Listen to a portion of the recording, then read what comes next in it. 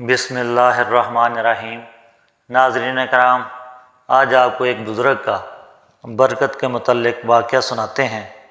एक शख्स हज़रत इब्राहीम बिन अदहम से बहस कर रहा था कि बरकत नाम की कोई चीज़ नहीं होती। आपने फरमाया, तुमने कुतिया और बकरी देखी है? वो शख्स बोला, हाँ। आपने उस शख्स से पूछा, कुतिया और बकरी में ज़्यादा बच्चे कौन जनता है? वो बोला, कुतिया। आपने फरमाया, तुम्हें बकरियां ज़्यादा नज़र आती हैं या कुत्ते? वो बोला, बकरियां। हज़रत इब्राहीम बिन अदहम फरमाते हैं, हालांकि बकरियां ज़िबा होती हैं मगर फिर भी कम नहीं होती, तो क्या ये बरकत नहीं है? इसका नाम बरकत है। फिर वो शख्स बोला, ऐसा क्यों है कि बकरियों में बरकत है और कुत्तों में नहीं?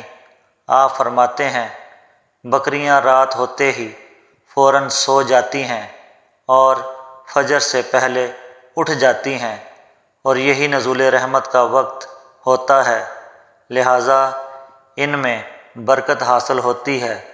और कुत्ते रात भर भौंकते हैं, फिर फजर के करीब सो जाते हैं, लिहाजा वो रहमत व बरकत से महरूम होते हैं। बस ये गौर व फिक्र का मकाम है। आज हमारा भी यही हाल है।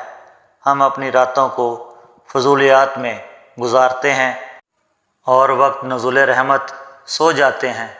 इसी वजह से आज ना तो हमारे माल में बरकत है, ना ही हमारी औलाद में, और ना ही किसी दूसरी चीज़ में बरकत रह गई है।